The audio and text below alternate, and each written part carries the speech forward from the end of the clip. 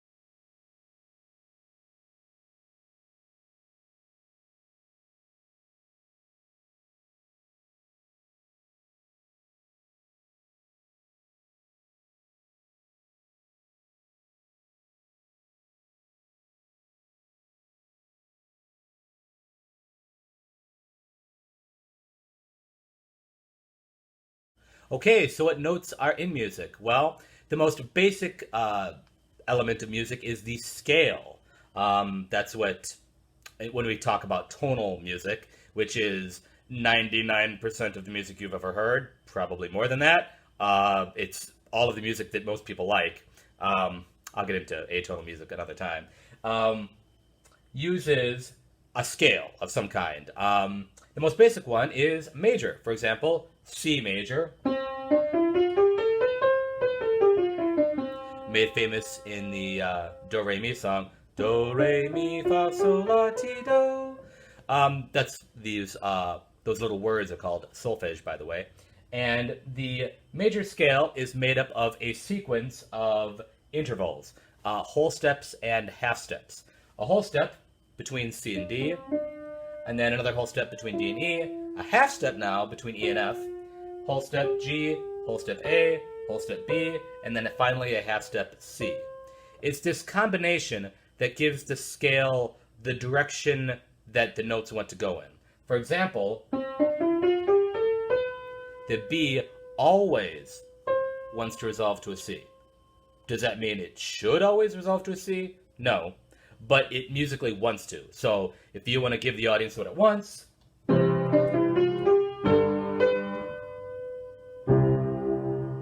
do that. If you don't want to give the audience what you want, you do something else.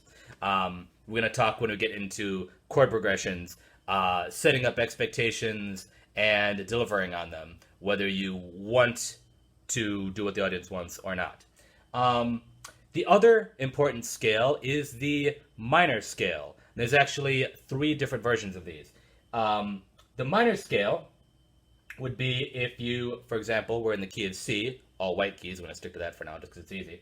And you started on A, went all the way up to A, and didn't change any notes. That's the A natural minor scale. Natural meant you didn't change anything.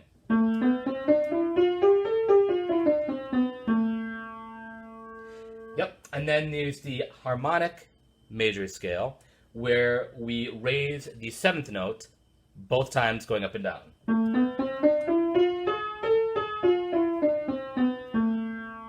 Sounds very cool. And then the melodic minor scale is the bane of many young music students. You have to you raise the pitch 6 and 7 on the way up, and then put them back to normal on the way down.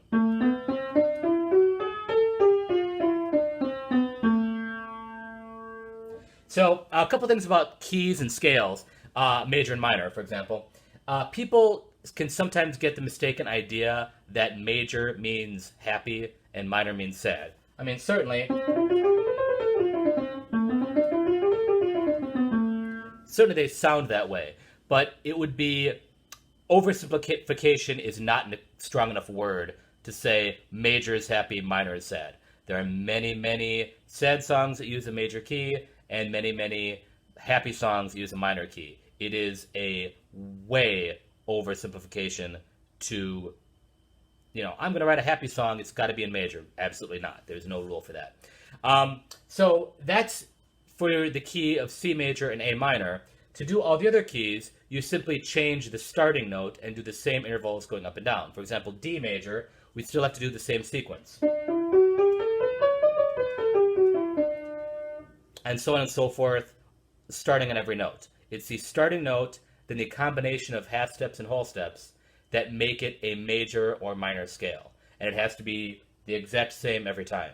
The starting note doesn't change the character of the piece unless it's something about the instrument you're playing it on, a characteristic of it. But for piano, for example, it's pretty much uniform. So if you want to write, you should write it in any key appropriate for what you're writing for. If it's in major, you have to use the sequence of half steps and whole steps up and down to make the major or minor scale that you want to do. Why do composers love minor so much, aside from it being sort of sad and gloomy and brooding? Oh, excellent. Is it has those extra notes. For example, in A minor, by the way, if you're writing a song in A minor, you can use any of the minor scales, more or less whenever you feel like it. There's no such thing as writing a song in A natural minor. You might write a song that only does that. Pretty common. But there's no such thing as a key, the A harmonic minor key. There's no such thing. You can add these raised or lowered notes whenever you feel like it.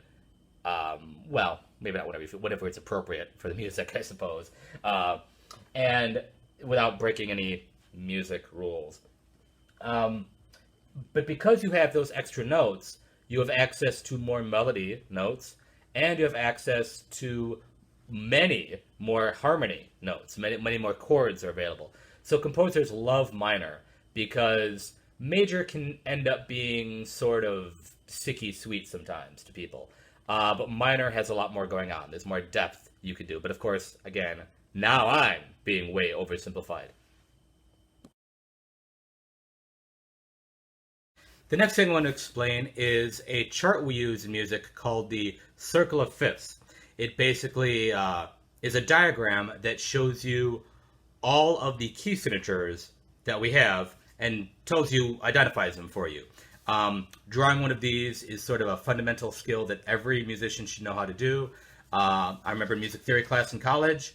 One of our earliest tests was a blank piece of paper with a circle on it and all the blanks, and you just had to fill them all in yourself. But you don't really understand how keys work until you can draw a circle of fifths, until you can do it yourself.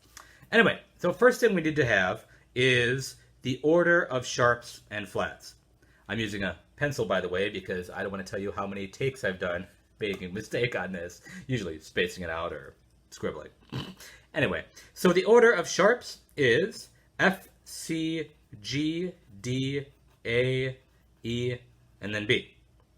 And then the order of flats is B, E, A, D, G, C, F. Okay, so what that means is if you have a key that has one sharp, the one sharp is F, and can only be F. You can't have a key that just has, say, D, for example. That would sound pretty cool, but there's no such thing. You could certainly add any note you want into your song, but as far as a major or minor key goes, it has to follow this exact order. So if you have one sharp, it's F sharp. If you have two sharps, the sharps are F and C. If you have three sharps, the sharps are F, C, and G, and so on. And the same with flats. By the way, you'll also notice that the order of flats and sharps are opposite from each other. Sometimes people have a tough time remembering the orders. There's a couple of mnemonic devices, that will help you remember them. Look them up. You know, there's a million of them. They change every year. I can't keep up with them. So you'll also notice that the sharps are always a fifth away from each other. F, up a fifth is C, up a fifth is G, and so on and so forth. If you're thinking here, the circle of fifths, that's related to it, yes, and kind of. Anyway, let's get to it. So the circle of fifths, it looks like a clock, basically. Hey, I did a pretty good circle. I didn't even need a coffee can. All right. So I'm just going to make sure I draw the right number of hours on the clock here. It's not 12. Even though you might think it would be based on before learning how many notes there are. We'll get to that. Okay, make sure the right number.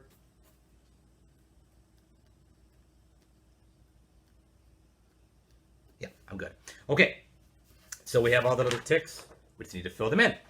So the way it works is if you have no sharps and flats, like in the scale we talked about before, you are in the key signature, I should say, of C major. No sharps, no flats. Okay? And the way the circle of fifths works, if you go up a fifth, or up an hour on the clock, you're adding a sharp to the key signature. If you're going counterclockwise, you're adding a flat, or taking away a sharp. It's a circle. You'll see when I draw it. All right.